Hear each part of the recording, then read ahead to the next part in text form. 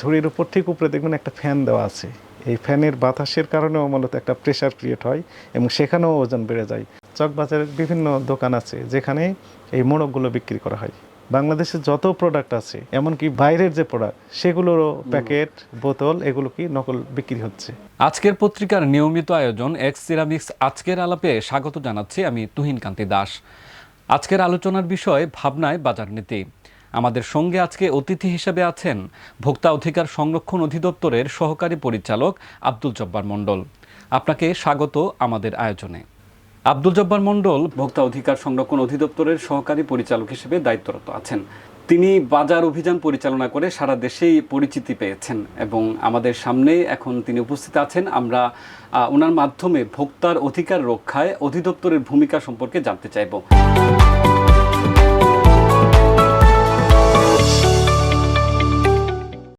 জব্বার ভাই, আপনাকে স্বাগত জানাচ্ছি। আপনার মাধ্যমে আসলে অনেক কথাই বলা যায়, কিন্তু শুরুতে যে কথাটি বলতে চাই সেটি হচ্ছে ভোক্তাদের অভিযোগ আছে, কিংবা আমরা সাধারণ মানুষের যে অভিযোগের জায়গা সেটি হচ্ছে যে আপনারা অধিদপ্তর থেকে শুধুমাত্র চুনোপটিদের আসলে আপনারা হচ্ছে যে অভিযানে তাদেরকে সামনে নিয়ে আসেন, কিন্তু রাঘব বোয়ালদের ক্ষেত্রে আপনারা কিছুটা নিষ্প্রভ। এই বিষয়ে আপনার আসলে মন্তব্য বা আপনাদের অধিদপ্তরের আসলে মন্তব্য কি?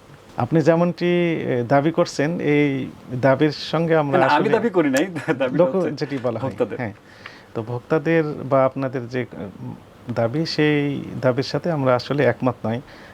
যদি আমি একটু এক্সপ্লেন করার সুযোগ পাই তাহলে বলবো, সেটি হচ্ছে যে জাতীয় ভোক্তা অধিকার সংরক্ষণ অধিদপ্তর ভোক্তা অধিকার সংরক্ষণ আইন 2009 অনুযায়ী কার্যক্রম পরিচালনা করে থাকে এবং এই আইন অনুযায়ী এই অধিদপ্তরের কর্মকর্তাগণ 3 ধরনের কার্যক্রম পরিচালনা করে। একটি হচ্ছে প্রতিকারমূলক, আরেকটি হচ্ছে প্রতিরোধমূলক, আরেকটি হচ্ছে সচেতনতামূলক।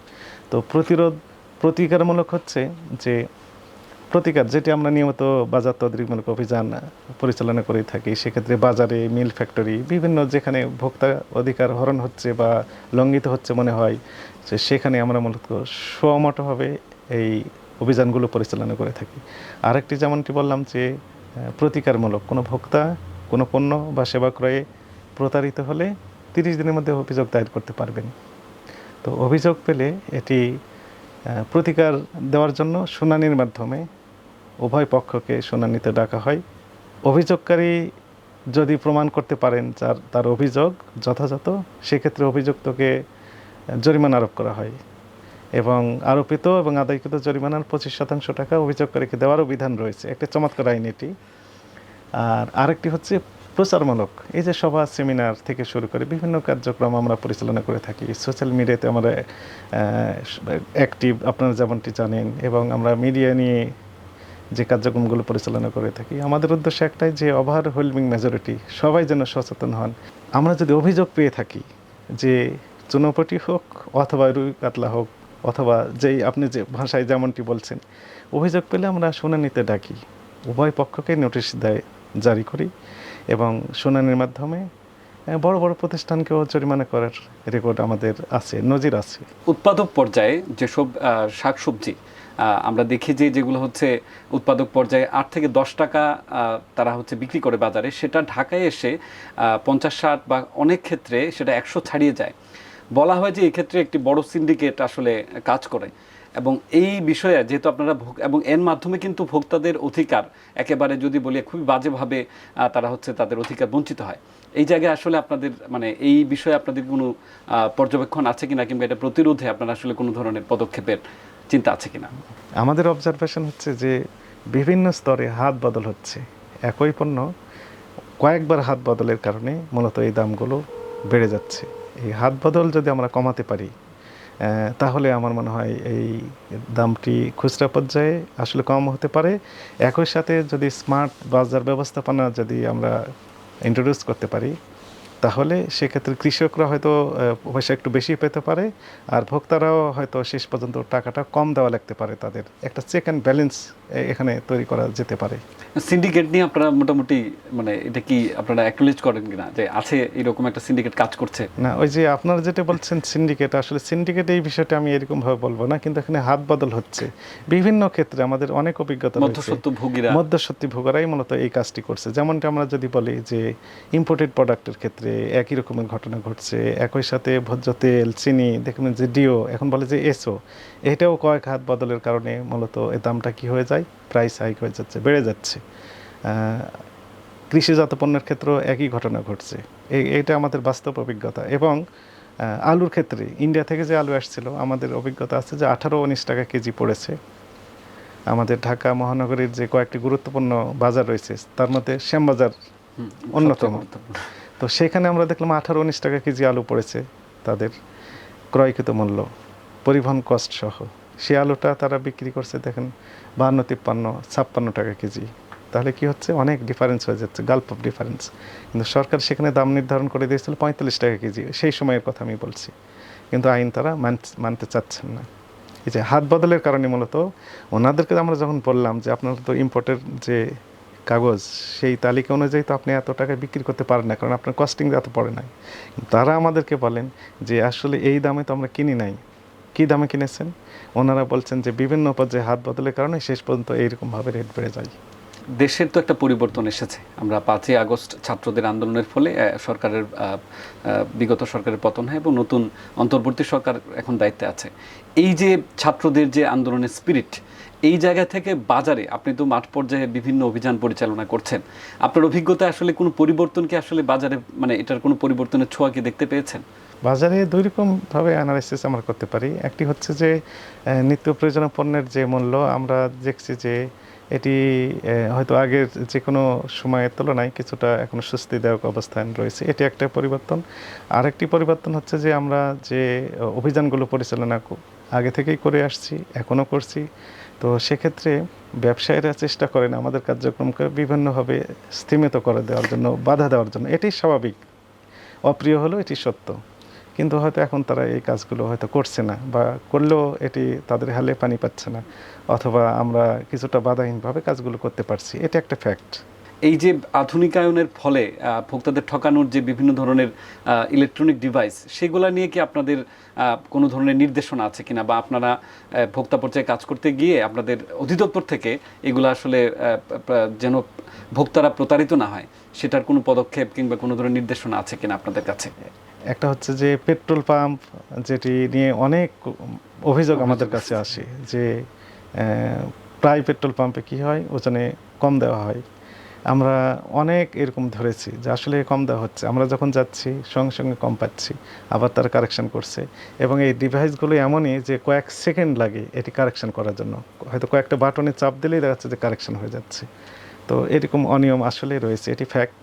আরেকটি রয়েছে যে বাটখারার ক্ষেত্রে যে ডিজিটাল স্কেলগুলো রয়েছে, ওয়েট মেশিন, সেখানেও আমরা দেখি যে স্পেশালি মুরগির যে দোকানগুলোতে, হ্যাঁ, সেখানেও তারা কমান্ড, কাঁচা বাজারে রাইট, এমনভাবে করে রাখে যে ওজনে কারচুপি করার অনেক প্রমাণ আমরা পেয়েছি। একই সাথে আরেকটা বিষয় আপনি জানলে অবাক হবেন যে এই মেশিনগুলোর কি হয়, ডিজিটাল মেশিনের উপরে কি হয়, একটা ঝুড়ি দিয়ে রাখে, এবং ঝুড়ির উপর ঠিক উপরে দেখবেন একটা ফ্যান দেওয়া আছে। এই ফ্যানের বাতাসের কারণেও মূলত একটা প্রেশার ক্রিয়েট হয় এবং সেখানেও ওজন বেড়ে যায়। অর্থাৎ বিচিত্র রকমের কারচুপি এবং কারসাজির যে আশ্রয় ওনারা ইউজুয়ালি নিয়ে থাকেন। তবে সকল ব্যবসায়ী নেন এটি আমরা ঢালাওভাবে বলতে পারবো না, অনেক সৎ ব্যবসায়ী রয়েছেন, ওনারা এগুলো করেন না। এখন ইদানিং কালে আরেকটা জিনিস দেখা যাচ্ছে যে বিভিন্ন পণ্যের নকল, ধরেন আপনার তেল, সেই তেলের হচ্ছে যে একেবারে হুবহু নকল, এবং বিভিন্ন পণ্য এটা হয়। এই যে নকলগুলা হচ্ছে, এইগুলো আসলে আপনারা কিভাবে, মানে ভোক্তাদের অধিকার সংরক্ষণে এগুলোকে নির্ধারণ করেন কিভাবে যে এটা নকল বা এটা একেবারে হুবহু দিয়ে দেয়? ধরুন রূপচাঁদা, সেম রূপচাঁদা চলে আসতেছে, এটা মানে কিভাবে আপনারা বোঝেন? আসলে যেমনটি বলছেন যে আসলে বিচিত্র রকমের নকল এর যে প্রবণতা সেটি আমরা বাজারে দেখতে পাই। যেমন আমরা যদি ধরি যে বাংলাদেশ চিনি ও খাদ্য শিল্প কর্পোরেশনের একটা চিনি, লাল চিনি বেশ পপুলার, হ্যাঁ, সবাই চায় যে এই চিনি কেনার জন্য, এবং এই চিনিটি বাজারে সয়লাভ হয়ে গেছে বর্তমানে আমরা যেটি দেখতে পাচ্ছি। আমরা এখন বুঝবো কী যে আসলে আসল চিনি না নকল চিনি। এই বাংলাদেশ চিনি ও খাদ্য শিল্প কর্পোরেশনের যে চিনি, সেটিতে এমআরপি লেখা আছে 140 টাকা, তার নির্ধারিত মূল্য। এর চেয়ে বেশি এখনও নেওয়ার বিধান নেই, এটি এমআরপি নির্ধারণ করা হয়েছে, কর্তৃপক্ষ নির্ধারণ করে দিয়েছে। কিন্তু বাজারে লাল চিনি এবং লেখা আছে বাংলাদেশ চিনি ও খাদ্য শিল্প কর্পোরেশনের লোগো ব্যবহার করা আছে, সেম রকমের প্যাকেট মোড়ক, কিন্তু এমআরপি লেখা আছে 170 টাকা, 160, 180 টাকা। আসলে ওটাই নকল চিনি। এবং প্রতিটা ক্ষেত্রেই আমরা এর সোর্স হিসেবে আমরা দেখেছিলাম যে কোথায় চকবাজারের বিভিন্ন দোকান আছে যেখানে এই মোড়কগুলো বিক্রি করা হয়। আমরা কয়েকটি প্রতিষ্ঠান সিলগালা করে দিয়েছি। এই সম্প্রতি গত সপ্তাহেও দুইটি দোকান আমরা সিলগালা করে দিয়েছি, তারা এই ব্যবসা করতে পারবেন না। শুধু মোড়ক বিক্রি করে, কি মোড়ক? নকল মোড়ক। বাংলাদেশে যত প্রোডাক্ট আছে, এমনকি বাইরের যে প্রোডাক্ট সেগুলোরও প্যাকেট, বোতল, এগুলো কি নকল বিক্রি হচ্ছে। এই যে অভিযান পরিচালনা করতে যাওয়া, বিভিন্ন জায়গায় তো যান, বিভিন্ন সময়ে আমরা গণমাধ্যমে উঠে এসেছে যে অনেক সময় স্থানীয়রা কিংবা স্থানীয় ব্যবসায়ীরা তারা হচ্ছে যে আপনাদেরকে অসহযোগিতা করার একটা প্রবণতা দেখা যায়। আমি নিজে কয়েকটা অভিযানে ছিলাম যে মালিককে খুঁজে পাওয়া যাচ্ছে না, মানে আপনি ইনস্ট্যান্ট সেখানে হচ্ছে যে আপনি তাকে যে জরিমানা করবেন, মালিক নাই। আবার অনেক সময় দেখা যায় যে মালিকরা একসাথে হয়ে আপনাদেরকে এক ধরনের চাপ তৈরি করার চেষ্টা করছে। এই যে অভিযান পরিচালনা করতে গিয়ে আপনার অভিজ্ঞতা কেমন, আসলে কি ধরনের পরিস্থিতিতে আপনি পড়েন, মানে সেই জায়গায় আপনার অভিজ্ঞতাটা আসলে জানতে চাই। ঠিক আছে, আসলে আমরা কাজটা করি তো জনস্বার্থে, ফলে এখানে ব্যক্তিগত আবেগ, অনুভূতি তখন আমাদের ভিতরে আর থাকে না। আমরা মনে করি যে আমরা সরকারকে রিপ্রেজেন্ট করছি এবং জনস্বার্থে এই কাজগুলো হওয়া দরকার। আমরা খুব প্যাশেন্স সহকারে সেখানে বিষয়গুলো ডিল করি। আপনি যেমনটি বলছেন, আসলে এরকম ঘটনা অনেক সময় যে ঘটনা তা নয়, ঘটতেই পারে, ঘটেও। মালিকরা সহযোগিতা সেরকম অনেক সময় করে না। ওনারা, আমাদের টিম অনেক লোকজন থাকে, অনেকে দেখার জন্য আগ্রহ নিয়ে আসে। তো অনেক সময় দেখি যে এই মালিক পক্ষ এই লোকজনের ভিতর মিশে গিয়েছে, ওখানেই আছে, ওনারা দেখছেন, শুনছেন সব, কিন্তু দেখা যাচ্ছে দোকানে নেই। এরপর আমরা কমিটিকে ডাকি যে আপনারা কমিটির বাজার কমিটি যেনারা আছেন, দয়া করে আমাদের সাথে কোঅপারেট করেন। বাজারের কমিটির লোকজন আসেন এবং তাদেরকে আমরা বলি যে এই দোকানের লোক যদি সহযোগিতা আমাদের না করেন, তাহলে আমরা একতরফাভাবে সিদ্ধান্ত দিয়ে দিব, বা দোকান বন্ধ করার যে বিধান সেটি তো আছে। তো স্বাভাবিকভাবে তখন তারা কোঅপারেট করতে বাধ্য হন। এরপর আমরা আমাদের যে কার্যক্রম সেটি পরিচালনা করে আমরা ওখান থেকে আসি। একই সাথে অনেক সময় দেখা যাচ্ছে যে কিছু কিছু ক্ষেত্রে একটু হট্টগোল করার চেষ্টা করে, কিন্তু হট্টগোল করে তো আলটিমেটলি লাভ হবে না, কারণ আমরা তো ব্যক্তি না, আমরা একটা প্রতিষ্ঠান এটি সরকারি প্রতিষ্ঠান, সরকার, আমাকে সরকারকে রিপ্রেজেন্ট করছি। তো ফলে সরকারের চেয়ে বড় কেউ হতে পারে না। তো স্বাভাবিকভাবেই তারা তখন বাধ্য হয় আইন মানতে। আপনারা যখন অভিযান পরিচালনা করে যান, জরিমানা যেগুলো করেন আর কি, তো জনমনে বা ভোক্তাদের মনে এক ধরনের প্রশ্ন আছে যে আসলে এই যে জরিমানাগুলো করেন, সেই জরিমানাগুলো করার আসলে মানদণ্ড কিংবা মাপকাঠি আসলে কি? আসলে গ্রেপ্তারের কথাই আমরা প্রথমে বলি, আর তারা তো আসলে বাংলাদেশেরই মানুষ, আমাদের সমাজেরই মানুষ। আমরা চাই যে তারা আইন মেনে ব্যবসায়িক কার্যক্রম পরিচালনা করুক, কিন্তু আইন যখন মানে না, ব্যত্যয় ঘটায়, তখন ঠিক জরিমানার বিষয়টি আসে। আর জরিমানাটা কি পরিমাণে হবে, এটা অনেকগুলো বিষয় এখানে কাজ করে। আমরা তৎক্ষণাৎ যে সিদ্ধান্ত আমরা নিই যে আসলে কি পরিমাণ তার ক্যাপাসিটি রয়েছে, মূলধন কি পরিমাণ রয়েছে, অপরাধের মাত্রাটা কেমন, হ্যাঁ, জুডিশিয়াল মাইন্ড অ্যাপ্লাই করে মূলত আমরা তৎক্ষণাৎ এই সিদ্ধান্তটা ইউজুয়ালি দিয়ে থাকি। একই সাথে এমন যদি হয় যে আসলে এই ভোক্তা স্বার্থ সংরক্ষণ কল্পে এই প্রতিষ্ঠানটি জনস্বার্থে বন্ধ করা উচিত, আমরা স্বাভাবিকভাবে তখন বন্ধের আদেশ দিয়ে দিই এবং লাইসেন্সিং যে অথরিটি রয়েছে তাদের কাছে আমরা অফিসে এসেই ওই লাইসেন্স বাতিলের জন্য লিখে দিই, যেন তার লাইসেন্সটা বাতিল করে দেওয়া হয়। আপনি হাস্যোজ্জ্বল মানুষ এবং আপনাকে দেখা যায় মানে মোটামুটিভাবে সবসময় দেখা যায় যে আপনি হাসতে হাসতে জরিমানা করেন। এই যে বিষয়টা থাকে না যে হট্টগোল হচ্ছে, বা স্বাভাবিকভাবে আপনি যখন একজনকে জরিমানা করছেন সে তো আসলে স্বাভাবিক থাকে না, তার মধ্যে বিভিন্ন ধরনের হম্বিতম্বি কাজ করে। তো আপনি হাসতে হাসতে সাধারণত জরিমানা করেন, মানে এই বিষয়টা আসলে আপনি যে করেন এটা মানে কেন? আসলে আপনি তো খুবই সিরিয়াস একটা দায়িত্বে গেছেন এবং সেটা আসলে অভিযান মানে তো একটা সিরিয়াস বিষয়, সেই জায়গায় আপনি হাসতে হাসতে আসলে যে জরিমানাগুলো করেন, এটার আসলে কারণটা কি, বা আপনার আসলে এটা কি কোনো কৌশল নাকি? অ্যাকচুয়ালি কৌশল না, বিষয়টা আমি প্রথমেই বলেছি, সেটি হচ্ছে যে আমরা তো জনস্বার্থে কাজ করছি প্রথমত। দ্বিতীয়ত, আমরা যখন অভিযানগুলো পরিচালনা করি বা সরকারি দায়িত্ব পালন করি, তখন আমরা হিসাব করি যে এটি সরকারি দায়িত্ব। ফলে এখানে আবেগ অনুভূতি কোনো রকমের কাজ আমাদের মাথায় তখন থাকে না, কাজ করে না, আবেগ অনুভূতি কাজ করে না। আর যে লোকটাকে আমি জরিমানা করছি বা দণ্ড আরোপ করছি, স্বাভাবিকভাবেই উনি সংক্ষুব্ধ থাকবেন। ওনার অপরাধটা ওনাকে আসলে বোঝাতে হয় প্রথমে আমাদের, যে আপনি এই অপরাধগুলো করেছেন কিনা, ব্যাখ্যা দিয়ে যখন আমরা বোঝানোর চেষ্টা করি, যখন উনি বুঝতে পারেন যে আসলে এটি ভুল হয়েছে, আর ভুল মানে আইনের ভাষা সেটি হচ্ছে অপরাধ। আর তখন আমরা যখন দণ্ড আরোপ করি তখন স্বাভাবিকভাবেই উনি মেনে নেন, আর তখন রিয়াকশানটা আমাদের উপর একটু কম হয়। আর এই কাজগুলো যেহেতু আমাদের করতেই হয়, ফলে আমি তো রিয়াকশান দেখানোর সুযোগ আসলে আমরা পাই না, বা দেখানো উচিত হবে বলে আমাদের মনে হয় না। এই কারণে মূলত আমরা এই কাজটা স্বাভাবিকভাবেই যে আচরণ, সেই আচরণের মাধ্যমেই আমরা পরিচালনা করার চেষ্টা করছি। মানে আপনি কি ব্যক্তিগত জীবনেই তাহলে হচ্ছে যে একটু মানে এই হাস্যোজ্জ্বল থাকার? হ্যাঁ, এটা সর্বাত্মকই আমি চেষ্টা করি যে হাসি খুশি থাকার জন্য। আচ্ছা, তার মানে ওই জায়গাটা কাজের ক্ষেত্রে প্রয়োগ। হ্যাঁ, প্রয়োগ করার চেষ্টা করছি। আপনি তো একজন সরকারি কর্মকর্তা, আপনি একেবারেই আপনার পেশাদারি দায়িত্বের অংশ হিসেবে অভিযান পরিচালনা করেন, কিন্তু এই অভিযান পরিচালনা করতে গিয়ে আপনাকে আপনার যে পরিচিতিটা হয়েছে, যে বলা যায় যে আমাদের বিভিন্ন সেক্টরে যারা হচ্ছে যে থাকে না যে নাটক সিনেমায় কাজ করছে, কিংবা বিভিন্ন সেক্টরে যারা হচ্ছে সেলিব্রিটি তকমার মতন একটা জায়গায় আপনি চলে গেছেন, এই ব্যাপারটা কি আসলে আপনি উপভোগ্য নাকি হচ্ছে বিড়ম্বনা? মানে এই যে আপনার এত, মানে আপনাকে সবাই জানে, সবাই চিনে। আপনি যেমনটি বলছেন যে আসলে এই অভিযান পরিচালনা করতে গেলে অনেক লোকজন সেখানে জড়ো হয় এবং তারা কথা বলার চেষ্টা করেন, এবং তাদের কথা না শুনলে তারা তো স্বাভাবিকভাবে একটু মনঃক্ষুণ্ণ হবেন, এই জন্য তাদের কথা শুনতেও হয়। আবার অনেকে ছবি তুলতে চান, এগুলো ঘটে, সব ঠিক আছে। কিন্তু এখানে আসলে উপভোগের বিষয়টি না, যেহেতু আমি দায়িত্ব পালন করছি, এটি আমার সরকারি দায়িত্ব, এবং যেহেতু আমি বেতন পাচ্ছি এই দায়িত্ব পালনের মাধ্যমে, ফলে এটি আমি দায়িত্ব হিসেবে নিচ্ছি।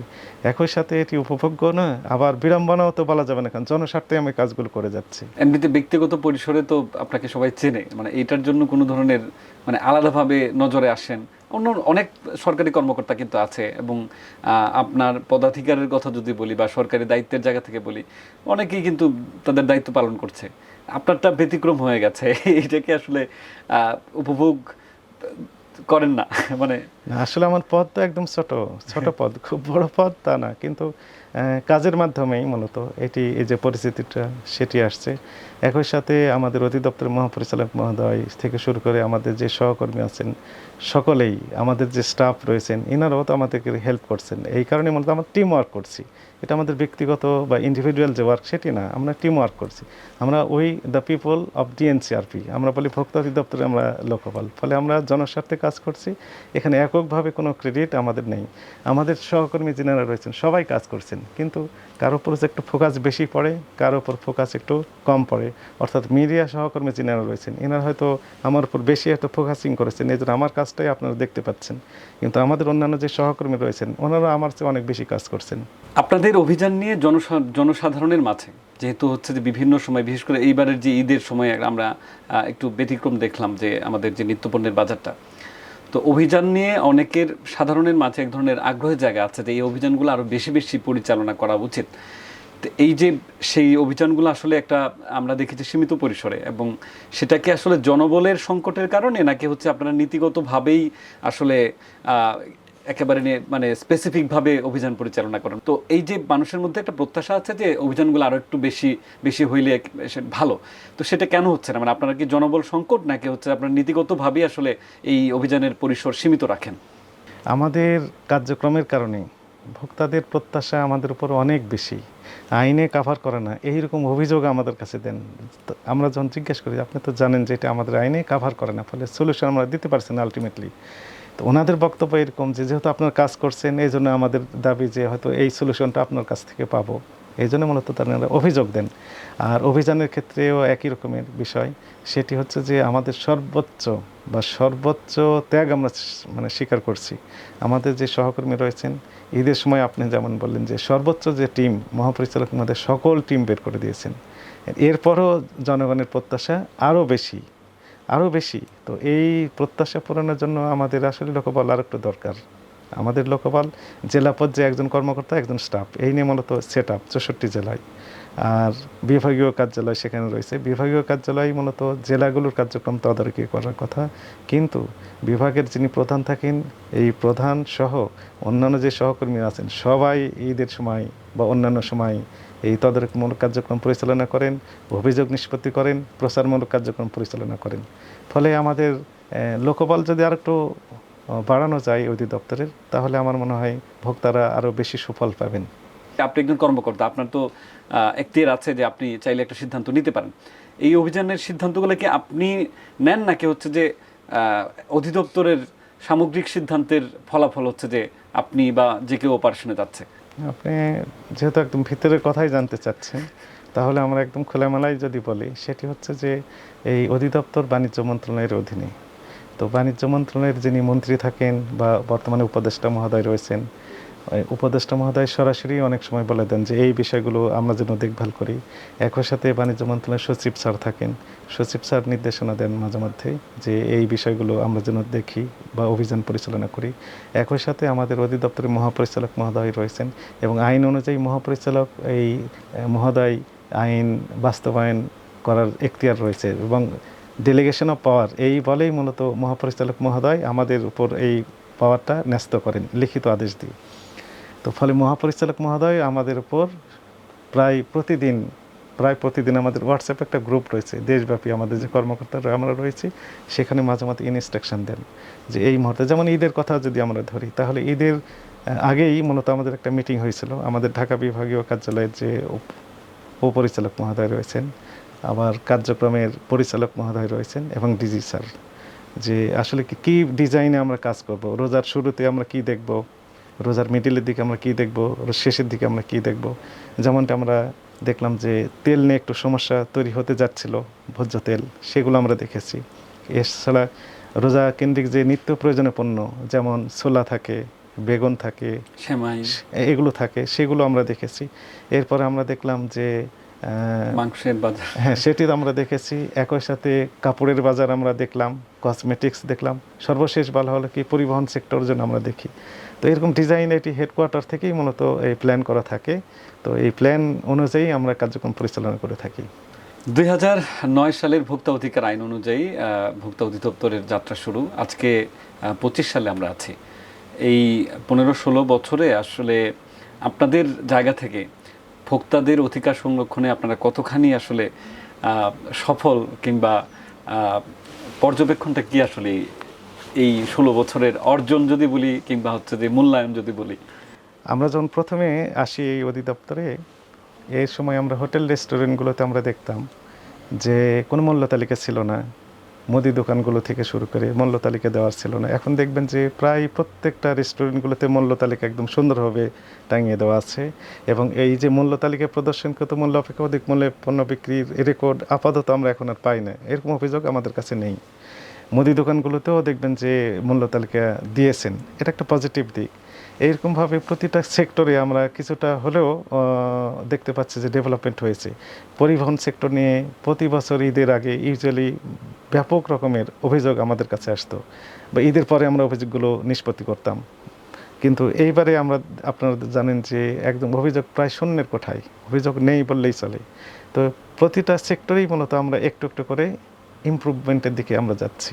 কিন্তু যদি আমাদের লোকবল যদি আরেকটু বৃদ্ধি পায়, লজিস্টিক সাপোর্ট বেশি দেওয়া যায়, তাহলে আমার মনে হয় ভোক্তারা আরও বেশি উপকৃত হবে।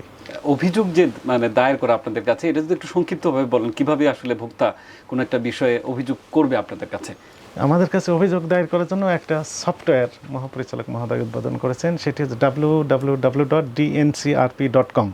এইটা একটি সফটওয়্যার, এখানে ক্লিক দিলেই দেখবেন যে একটা সুন্দর একটা পেজ আসছে এবং ওখানে জাস্ট মোবাইল স্মার্টফোনের সাহায্যে লিখে দিলেই ওখানে সাবমিট করার জায়গা রয়েছে।